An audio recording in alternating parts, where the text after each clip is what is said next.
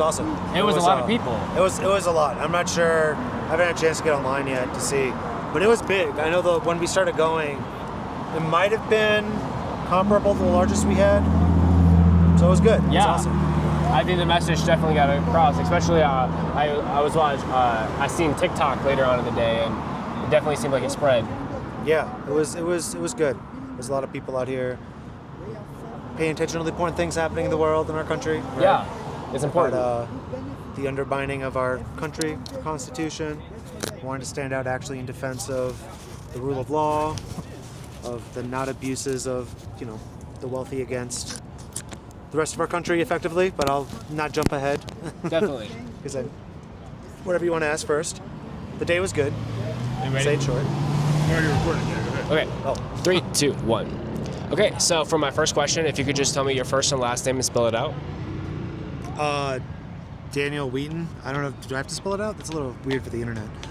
I just was gonna put a little lower third in for you. Okay. Oh, well, it's Daniel, D-A-N-I-E-L, then W-H-E-A-T-O-N. Wheaton. Okay. Yeah. Great. And okay, so for my first question, let me just ask you for today. It was such a really big day for I think the entire country. Just if you could recap for those who are unaware, because there's definitely some that are still sleeping. Could you just maybe recap what happened today? Well, for about why the protests were happening.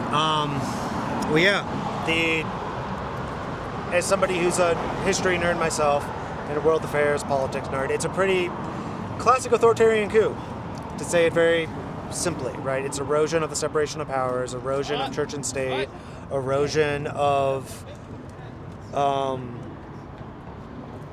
sorry, I thought there was something happening. But erosion of effectively the rule of law, right? Once we start devolving into the things, like if you read the Declaration of Independence and the qualms we had against King George, but fabricated cases to disappear political opponents, right? Like, ooh.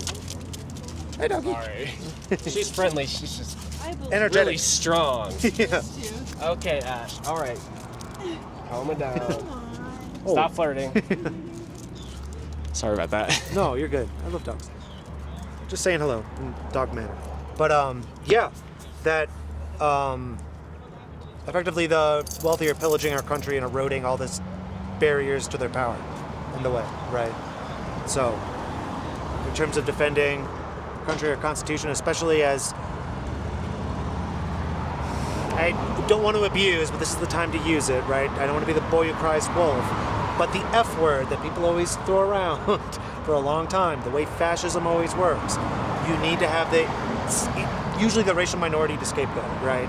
So first it's coming for the immigrants. We've already seen it starting to spread towards American citizens who happen to be brown, right? And they're already trying to be like, and also Haitian immigrants, Somalian people, code word, if you're black and on the street, you can be just swept up, right? Which to some degree our history has a very long practice of that, right? But re-sanctioning it in the way of the problem is the immigrants coming to our country, not the wealthy rigging the system in their favor, right? Don't look at the actual corruption of the state. It's those other poor people who are actually coming here to fulfill the American dream, contribute to our economy, contribute to the melting pot that is America, that actually gives us strength, right? It's like, nope, it just goes back to just for white people sort of mentality. And if you had to boil it down, what really is the biggest issue that's happening in our country right now? I mean, to say it super simply, it's a takeover by Christian nationalist religious nutjobs. That's the big takeover. It's been the Heritage Foundation. They wrote it in Project 2025. For the love of God, people, it's not a conspiracy. Project 2025 is not a conspiracy. If you still think that somehow. It's literally, if you know the Heritage Foundation, it's one of the most important think tanks for the conservative movement. They wrote their playbook. Trump has almost been following it to a T. The whole thing is to make a Christian, and it's not real Christianity, right? I'm saying somebody myself would like to consider myself a follower of Christ as much as I'm able, right? That is not real Christianity. Definitely. Christianity doesn't say demonize your neighbor, lionize the wealthy, fuck over the poor to give more to the wealthy. That's not Christianity. But you know what that is? Shit, they used to control this capital in the 20s. It's white nationalism that masquerades as Christian nationalism, right? And the same movement here, it's not just happening in America. All across Europe, there's a rise of the far right. The same traditional culture value, right? And for them, their first scapegoats are LGBT people, especially trans people and women, and then whatever minority group is handy, right? But it's the same playbook. It's the same far-right Christian nationalist takeover, right? That's the biggest thing in our country, in Europe. The same things happened in Russia long ago. They're 5+ years ahead. They've already said the LGBT movement is a domestic terrorist extremist movement, made it illegal so anybody can be accused of being gay and then hauled off the street for being a terrorist. This is the sort of like abuses of the rule of law our country was supposed to be founded against, right? That you can't just have somebody make up shit to criminalize people, you know? Supposed to be. We've never totally lived up to that dream, but hopefully we do one day. And I just wanted to ask, is there any experience or a series of experience that has led up to your opinion? I mean,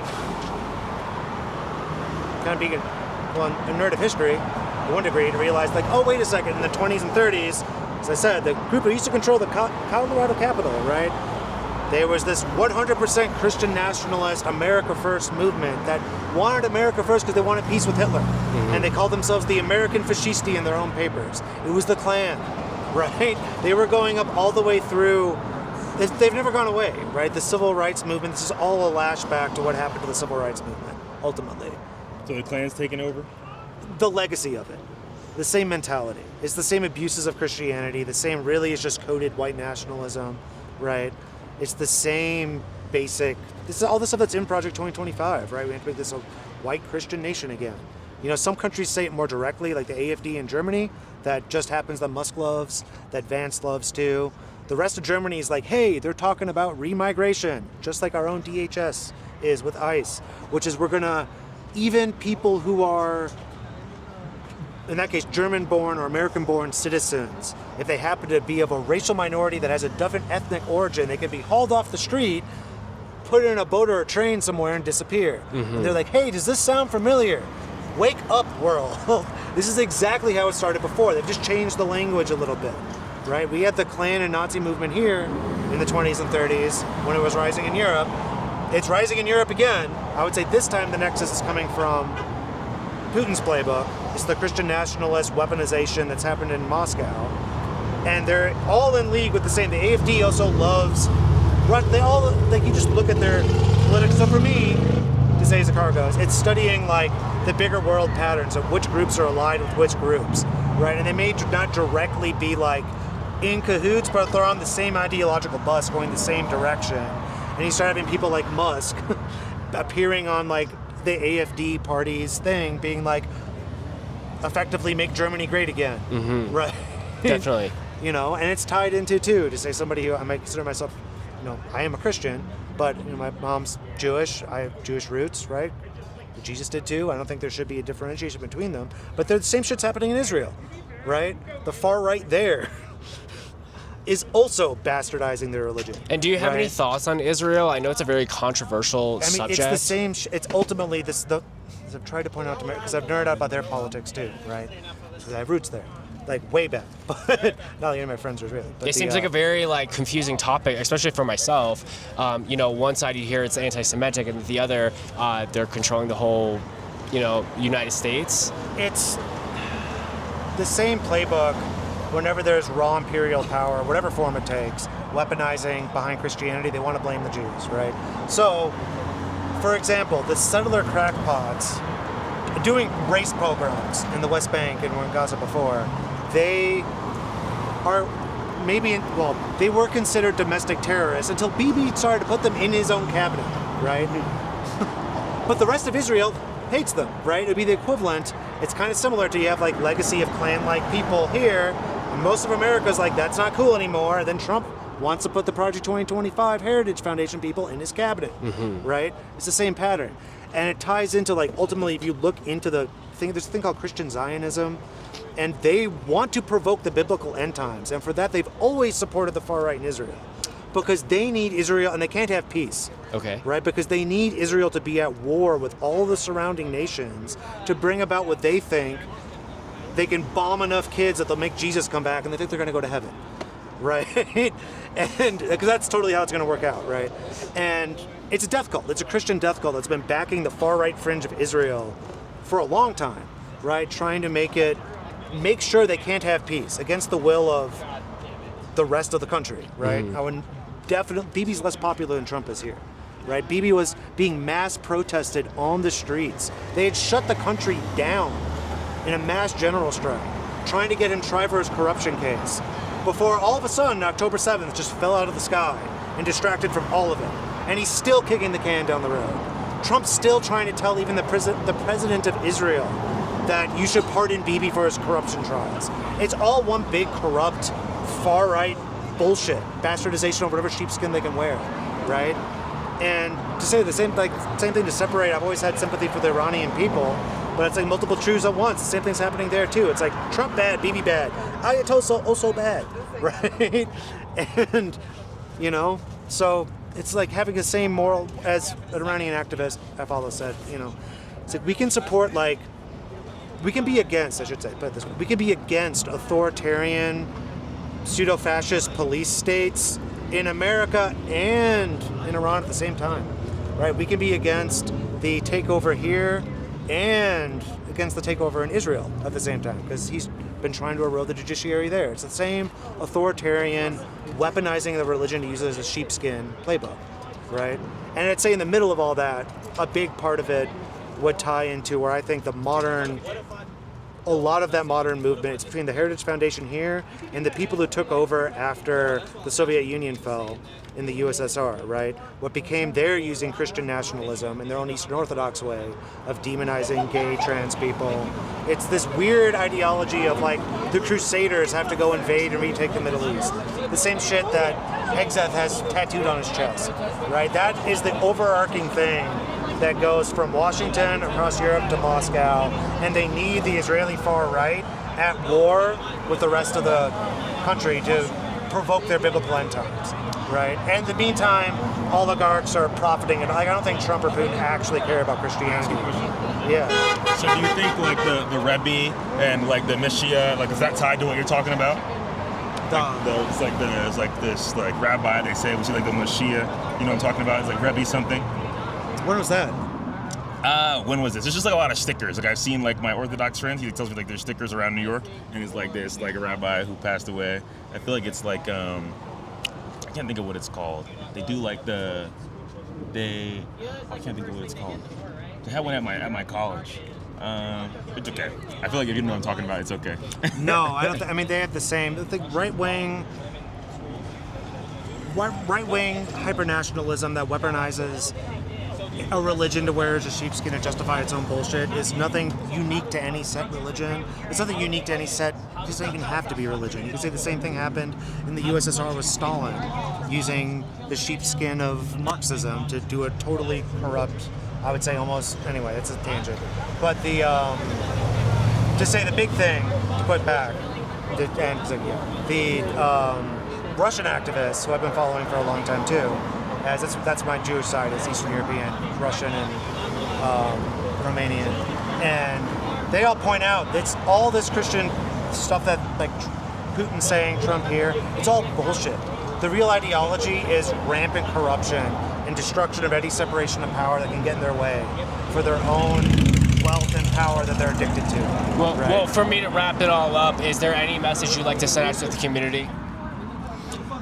We should all be in this together, right? All of us, the same way the far right they're all kind of in cahoots to drive all their nationalist bullshit everywhere. What about the left coming together, right? Those of us who care about human rights, those of us who care about basic human dignity, right? Who care about the rule of law, that nobody, depending on how wealthy they are, should be exempt from, if they committed a crime, actually be held accountable, right? What about like, you know, oh, sorry. That the same idea that we should all be backing each other, right? And to have the same moral movements. We're like, to say, for example, I feel like as on the left, if we had been listening to people on the left in Israel and people on the left in Iran, they have been trying to sound the alarm over this for a long time. Same thing with the left in Russia, who have mostly been kicked out of the country, right? But like, there's a lot of people who have been like, this is an authoritarian takeover, right? And unless we can like get rid of the idea of this flag good, this flag bad, and start realizing the basic common human decency we all have with each other, and to be people who think that right makes might, not might makes right. That's like the core flip, right? The fascists think might makes right. If they can get away with it and force their will upon you, it makes it right, right?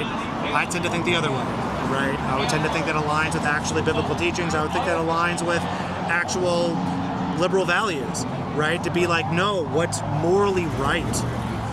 That's what makes might, right? And the goal shouldn't be the might. The goal should just be trying to like respect our fellow human beings, right? And to stand up when people are suffering under the boot of oppression, to try to have some heart for them, right? And realize the same, that just because we're not yet being maybe targeted by ICE doesn't mean that like people who are shouldn't be, cared for, right? And I don't know. Well, so if we could all come together, I think that'd be great, because the right wing, the fascists have all come together already. Definitely. So. All right, well, thank you so much for talking to us. I appreciate it. Can I say one more thing? You Sure. seem like a really good person to speak about this thing. You say a lot of people they say like propaganda, the project whatever. Can you like say what that is? Like give like a detailed overview, kind of. It was just a book that it was their like.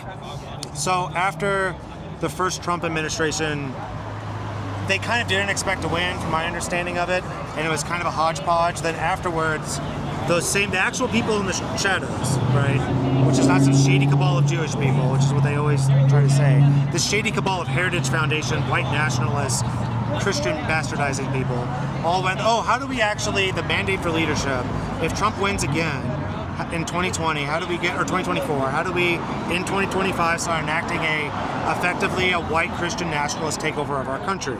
And if you look at it, you can just look it up. Like Russell Vogt, Stephen Miller, all of these people are a part of the Heritage Foundation, right? So it's a playbook to effectively dismantle America from within, the democracy, and install a theocracy in their version of Christianity, which is like the demonize your neighbor, lionize the wealthy, right? Fuck over the poor. That's totally Christianity, right? But it's the same thing. And to say, the way I saw some ideological connections, a big part of it too is also privatize everything, right? So that all the wealthy people can start to profit off of it all. And it's very similar in a longer scale or shorter scale sense to what happened in Russia once the Soviet Union fell. And to say, I'm no fan of the Soviet Union either, right? All oppressive police states. I'm against oppressive police states. Gotta be against that too. But what took over? Just because one thing is bad, to throw that out the window doesn't mean the next thing's gonna be better. It could be worse, right? And in Russia it was the same thing. You look up shock therapy. That's what they did there, where everything got mass privatized. It led to a bunch of couple people gaining power, and then they solidified that power, crushed the competition, and killed any experiment with democracy and a fair functioning capitalist economy, and they got the corrupt oligarchy that wears the sheepskin of Christianity. And that's the same thing they're trying to do here with Project 2025, just at the American lens. Which is ridiculous, because when you think about it, it's like freedom of religion. Well, Freedom of religion? Is it? There's a good, in my mind, as somebody who is an actual Christian who happens to be a politician too. There's a guy named James Tallarico in Texas, and he talks about, he says it better than I can do justice, but why being a Christian, it's so important to keep church and state separated, because else, once you have, is to protect the state and to protect the church from corruption. Because once you get a bunch of like Christian nationalists telling you that's the only way to worship Jesus, there goes all like... I just seen an article. J.D. Vance said that UFOs are being piloted by demons. I said, I don't even know what that means. That is the most out of what are we talking about at this point? Yeah, it's the same. They say whatever they can to dog whistle to scare. They're very superstitious space, right? It's the same stuff that Putin's been saying. They're fighting Satanism in Ukraine. Yeah. It's the same playbook, right? They need to protect Christians, and Ukrainians are killing Christians. It's like, wait a second. Ukrainians are Christians, and Putin's the one bombing them on Christmas, right? Accusation is confession. It's a big thing to see the way these Interesting. people work, And exactly, though, to protect actual, like, do you want religious zealots telling you the only way to worship? Do you want J.D. Vance and Trump telling you how to worship Christianity? Right? Do you want the Klan telling you how to worship Christianity? Right? It's the same. Well, that's I'm sure some people do, but for the majority, I don't think we do. Exactly. I would say most Christians I would hope, would think that too. Right? To say, so that, right, exactly, separation of church and state, freedom of religion is important, so the state doesn't start telling you how to worship, right? So it's important to preserve religion too, is not just about preserving the state. It's not just about giving them a very powerful sheepskin. They have always worn since time immemorial. It's also about preserving the church, of whatever church or temple or mosque or whatever it is, from being corrupted by people who just want to utilize it for power, and then telling you have to do it their way. Then you end up like what sadly happened to Iran since '79. We have an extremist cult the rest of the Middle East hates, the rest of their own population hates, but says if you don't worship exactly the way that we want, we're going to dangle you from a crane slowly, right? It's terrible. That's, I think Trump and the Christian nationalists right here have a lot more in common with the Ayatollah and the IRGC than anything else. Woo! So, I thought it was like some bad breaks. What was that? just enthusiasm Car crash. for protecting democracy and human dignity. Oh yeah. All right. Well, Sweet. yeah. Well, good to see you, Thank you man. so much. Thanks for the interview. Oh, of course, of course. Thank you for